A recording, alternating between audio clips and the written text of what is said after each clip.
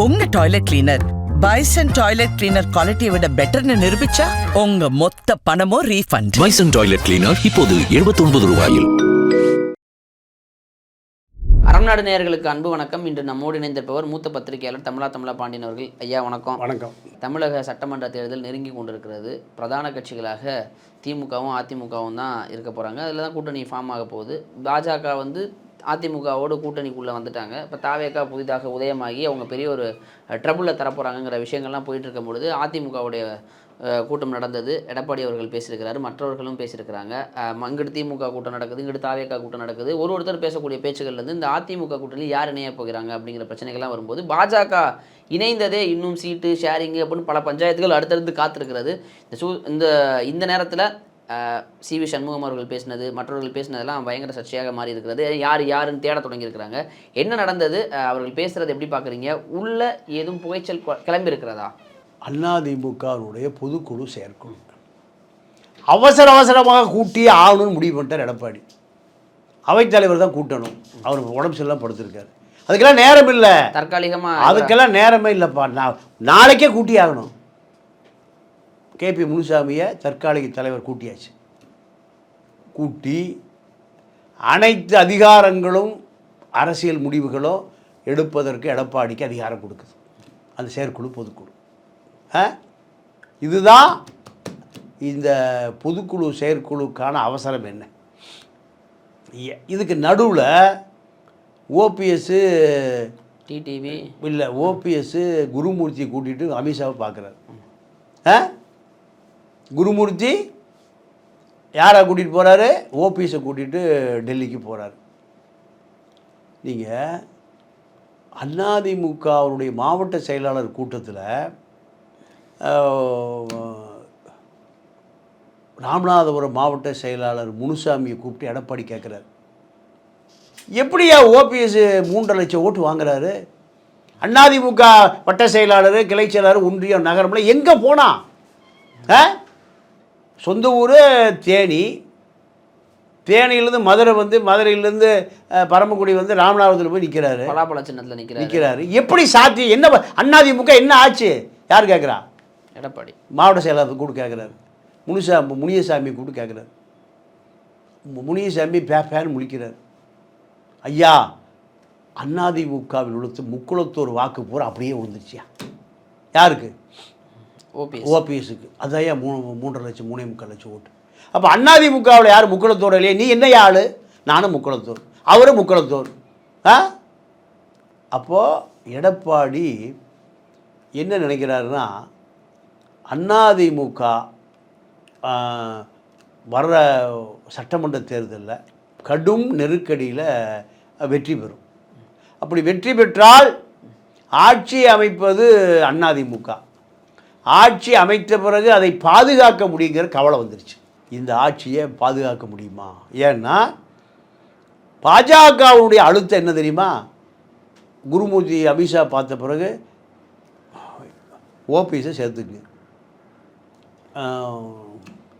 டிடிவியை சேர்த்துக்குங்க, 2 பேரையும் சேர்த்து கொள்ளுங்கள், சசிகலாவை இணைத்து கொள்ளுங்கள், இவருக்கு ஒரு 10 சீட்டு கொடுங்க. யாருக்கு? ஓபிஎஸ்க்கு.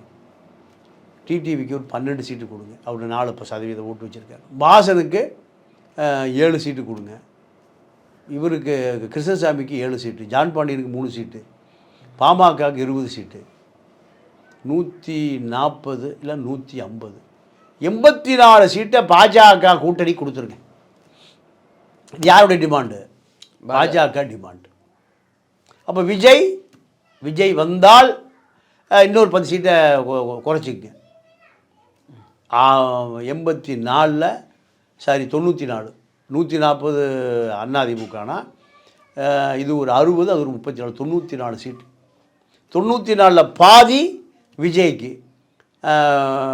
மீதி பாஜக கூட்டணிக்கு. இப்படியான ஒரு கணக்கை எடப்பாடி போட்டு வச்சுருக்கார். ஆனால் பாஜக என்ன சொல்லுது? பாதிக்கு பாதியா 140 நீ வச்சுட்டு 94 எங்கிட்ட கொடுத்துரு. 94 விஜய் வந்தாலும் வராவிட்டாலும் நாங்கள் பார்த்துக்கிறோம், எங்கிட்ட கொடுத்துரு. அப்போ 94 எப்படியும் ஒரு 80 சீட்டு ஜெயிச்சா 80 சட்டமன்ற உறுப்பினர்கள் பாஜக ஆட்சி அமைப்பதற்கு தயார். இன்னும் எவ்வளோ வேணும்? ஒரு 38 சீட்டு வேணும். 38 வேலுமணி கொடுத்துருவார். வேலுமணிக்கு எது மேலே ஆசை? நாற்காலி மேலே, முதலமைச்சர் நாற்காலி மீது ஆசை. பலருக்கும் ஆசை, அவருக்கும் அல்ல அவருக்கு தான் மெயின் ஆசை. பலருக்கு ஆசை, அது எட்டாத கனி. ஆனால் பக்கத்திலே இருக்கிற கனி யார்? இது வேலுமணிக்கு. வேலுமணி ரொம்ப நெருக்கம் யாருக்கு? அமித்ஷாவுக்கு. வேலுமணி தான் இப்போ வேலுமணி தங்கமணியினுடைய சிஷியன்தான் செங்கோட்டை வெளியே போனதுக்கு காரணமே இவங்க தான். அப்போ இவனை நம்பி நான் வெளியில் வந்துட்டாப்பா, இப்படி தான் சொல்லிட்டு இருக்கார் செங்கோட்டையன். அப்போது இந்த கணக்கு எடப்பாடிக்கு தெரிஞ்ச பிறகு எடப்பாடி என்ன நினைக்கிறாரு? கட்சியை காப்பாற்றணும், ஆட்சியை காப்பாற்றணும், சட்டமன்ற உறுப்பினர்களை காப்பாற்றணும். எப்போ? ஆட்சி அமைஞ்ச பிறகு. ஆட்சி அமைப்பதற்கு முன்பும் காப்பாற்றணும், ஆட்சி அமைஞ்ச பிறகும் காப்பாற்றணும், அமைக்க போவதற்கு பின்பும் காப்பாற்றணும். இப்போ கடும் நெருக்கடியில் இருந்த எடப்பாடி தான் அவசரமாக புதுக்குழு செயற்குழு கூட்டி மனு வாங்க ஆரம்பிச்சிட்டார். வேட்பு மனுவை வாங்க ஆரம்பித்து விட்டார். பாஜக என்ன தயாராகலை. கட்சி ஏன் கட்சி, நான் தயாராகிட்டேன், முடிஞ்சால் என் கூட சேர்ந்துக்கலீன்னா பார்க்கலாம். சண்டைக்கு தயாராகிட்டார், குருசேத்திரத்துக்கு தயாராகிட்டார். இப்போது நயினார் நாகேந்திரன் எடப்பாடிட்டும் வர்றாரு, அமித்ஷாட்டையும் போகிறாரு, டெல்லிக்கு வராரு, சென்னைக்கு போகிறாரு. இப்படி என்னதான் நினைக்கிறார் எடப்பாடி? எங்க அழுத்தக்காரராக இருக்காருங்க, பிடிச்ச முயலுக்கு 3 கால் இருக்கிறாருங்க. யார்? நயினார். 154 150. 150. இப்போ அவங்க 140க்கு வந்துட்டாங்க. 140க்கு வந்துட்டாங்க. 140னா 94. அதுக்கு ஒத்துக்கிறது இல்லை. அதெல்லாம் ஒத்துக்கவே முடியும். ஏன்னா 140ல் 112 ஜெயிக்கணும்னு சொல்ல முடியாது. தனி பெரும்பான்மையோட வரணும் அப்படின்னு 150 இருந்தால் தான் 32 தோல்வி அடைந்தாலும் 118 நிற்கும் இல்லையா? இல்லை கூட்டணி கட்சியில் ஏதாவது ஒரு 4-5 100 கோடி கொடுத்து வாங்கலாம். 94 கொடுத்துட்டா இது 100 கீழே போயிடும். 100க்கு அதிமுக பாஜக தான் ஜெயிக்கும். இப்போ லீடு வந்து அங்கிட்டு போய் அப்போது பாஜக என்ன இப்போ தமிழ்நாட்டிலேருந்து போகிற எல்லா தலைவர்களையுமே அமித்ஷாவும் பார்க்குறாரு, நிர்மலாவும் பார்க்குது. நிர்மலா சீதாராமனும் ஏன் நிர்மலா சீதாராமன் அடுத்த முதலமைச்சர் வேட்பாளர். அப்போ இந்த அரசியலை எப்படி எதிர்கொள்வது என்பது தான் இப்போ எடப்பாடிக்கு முன்னாடி உள்ள கேள்வி. இப்போ எடப்பாடி என்ன நினைக்கிறாரு? துரோகிகள் அதிகமாயிட்டான். யார் சொல்கிறா? சிவி சண்முகம். அது யாருடைய மைண்ட் வைஸு? எடப்பாடி அவர்கள். ஜெயக்குமார் சொல்கிறார், கொடுத்த மரியாதையை வாங்கிட்டு போயிடணும், சீட்டை கொடுக்க ஒழுங்காக வாங்கிட்டு போயிடணும். இதை எல்லாம் அப்போ எங்கே புகையுதுன்னு தெரியுதா? எடப்பாடி ஓபிஎஸ்க்குலாம் சீட்டே இல்லைன்ட்டார். எந்த எதிர்பார்ப்பும் இல்லாமல் வந்து சேர்ந்துக்கணும், நிபந்தனை இல்லை. பாஜக என்ன சொல்லுது? அவருக்கு 10 சீட் கொடுத்துருங்க. யார் கோட்டாது? பாஜக ஆட்சிக்கு ஆள் தயாராகிட்டார். யார்? நிர்மலா சீதாராமன் முதல்வர் ஆக்குவதற்கு ஓபிஎஸ் தயாராகிட்டார். நீங்கள் ஒரு படம் பார்த்தீங்களா, வீடியோ? அமித்ஷா ஆசீர்வாதம் பண்ணுறாரா? என்ன முதலமைச்சர் ஆகுங்கய்யா? இந்த அரசியலை எடப்பாடி பாஜக விஜய் அரசியலை தனி பெரும்பான்மை பாஜகதாய என்டிஏ கூட்டணியாக இருந்தாலும் அதிமுக தான் ஆட்சி அமைக்கும்.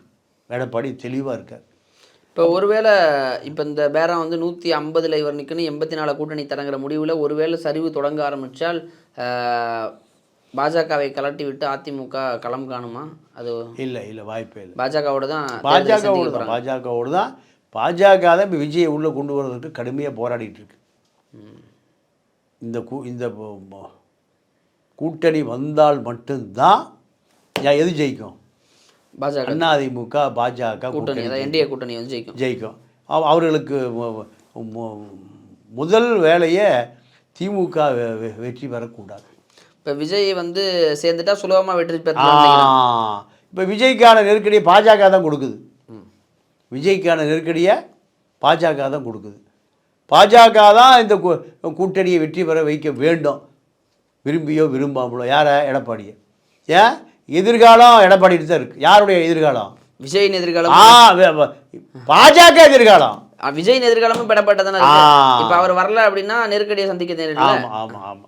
அப்போது திமுக வெற்றி பெறக்கூடாது என்பதில் ஓரணியில் இணைய போகிறாங்க. ஓரணியில் இணைய போகிறாங்க. இதுதான் எதிர்கால அரசியல். எதிர்காலம்னா எத்தனை வாரத்தில் அது நடக்க வாய்ப்பு? இது ஒரு தேர்தல் நெருங்குற பொழுது ஜனவரியில் எப்படியும் பிப்ரவரி 10ஆம் தேதிக்குள்ளே இது உறுதி செய்யப்படும்.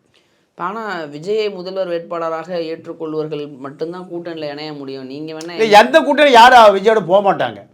திமுக கூட்டணி அது உறுதியாக இருக்குது. ஒன்று கூட ஒன்று கூட அதிமுக கூட்டணி யார் வெளியே போவா? பாமக அங்கே உறுதியாகி போச்சு. தேமுதிக திமுக பக்கம் இருக்குது. பாமக உறுதி ஆயிடுச்சு. உறுதி 100%. யார் தலைமைன்னு அன்புமணி தலைமை தாங்க. அன்புமணி ஒரே ஃபோனில் நைட்டில் கூட்டணி மாறிச்சா இல்லையா? இவங்களுக்கு அரை மணி நேரம் போதும். ஜான் பாண்டியன், கிருஷ்ணசாமி, உதிரி ஆட்கள், பாசன், இப்படி பல பேர் அந்த கூட்டணியில் இருக்கக்கூடிய ஆட்கள் பூரா ஐஜேகே எல்லாம் ஆளுக்கு ஒரு சீட்டு கொடுத்து அது ஒரு கூட்டணி. அதில் நிறைய கொடி இருக்கும். காரில் திமுக கூட்டணியில் பறக்கிற அத்தனை கொடியும் அதிமுக கூட்டணியில் பறக்கும். கலர் தான் கொஞ்சம் மாறி வேலூர் இப்ராஹிம் கொடியும் பறக்கும். அங்கே தொப்பியும் குல்லாவும் இருக்கும். இதுதான் பாஜக இந்த கூட்டணியை உறுதி பண்ணி இந்த கூட்டணி வெற்றி பெறுவதற்கான முழு முயற்சி பண்ணுவது அதிமுக கூட இல்லை. யார்? பாஜக தான். ஏன் திமுக வந்து விடக்கூடாது. சரி, இப்போ சிவி சண்முகம் பேசும்போது நம்மளோடும் உறவாடி கொண்டு அங்கேயும் உறவாடி கொண்டு அப்படின்னு துரோகிகளை சொல்கிறாரு. யாரை தான்? வேலுமணி தங்கமணி தான் சொல்கிறாரு. அப்போ அவர்களுக்குள்ள அந்த உள்ளே உட்கட்சிக்குள்ளேயே ஒரு நடந்துட்டு தான் இருக்குது. அதிருப்தி இருக்குது. அதிருப்தினா நாற்காலி சண்டை தான். எடப்பாடி என்ன சொல்லியிருக்காரு வேலுமணிகிட்ட? அப்போ அவசரப்பட்டு எதுவும் குட்டையை குழப்பிடாத, எனக்கு பின்னால் இந்த நாற்காலி உனக்கு தான். எனக்கு பின்னால் இந்த நாற்காலி உனக்கு தான். ஒருத்தர் சமரசம் பண்ணணும்னா நீ ஏதோ ஒரு வாக்குறுதி கொடுக்கணும்ல. யுத்த நிறுத்த காலத்தில் யுத்தம் துப்பாக்கி கீழே மௌனிப்பதற்கு ஏதாவது ஒரு ஒப்பந்தம் வரணும்ல. எனக்கு பின்னாடி இந்த சீட்டு உனக்கு தான்ப்பா, ஏன் எனக்கு 1008 தொந்தரவு பண்ணுறேன். இப்படி எடப்பாடி யாரோட சமரசம் பண்ணிட்டாரு? வேலுமணியோட சமரசம் பண்ணிட்டாரு. அவர் பிஜேபியினுடைய ஆளுன்னு இவருக்கு தெரியும். வேறு வழி இல்லை. சரி, இப்போ அதுக்கு கூட்டணி தொடரப்போகிறது. விஜய் இணைவாரா இல்லையாங்கிறது இணையத்தான் கூடும். 100% இணைவார். அவருக்கு வேறு வழியே இல்லை.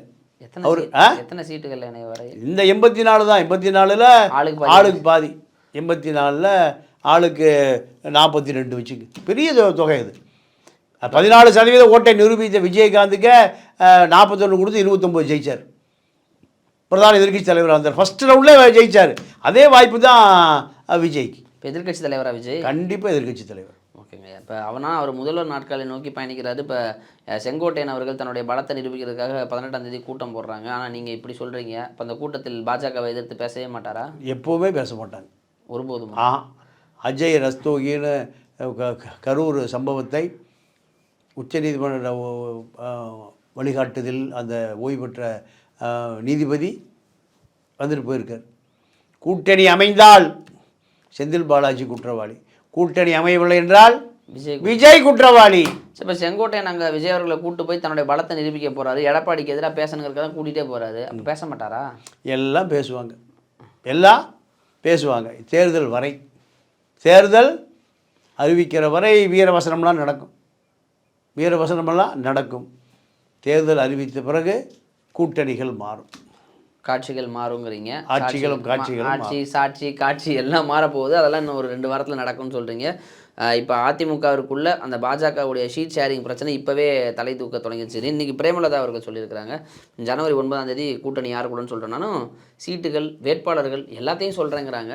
ஒருவேளை மாறுதலுக்கு உட்படுமா இல்லை அவர்கள் தொடருவார்களா? இல்லை, இப்போ திமுகவோட கூட்டணி உறுதியாயிருச்சுன்னு எப்படி இதை ஊர்ஜிதப்படுத்தணும்னா, பிரேமலதாவுக்கு போலீஸ் சைரன் கார் கொடுத்துருக்காங்க, எஸ்கார்டு. திமுக கொடுத்துருக்கு. என்ன அர்த்தம்?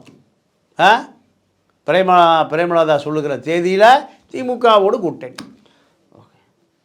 ஏவா வேலு குடியாத்தம், இந்த அம்மாவும் குடியாத்த தெலுங்கு கூட்டணி உறுதியாகி விட்டார்.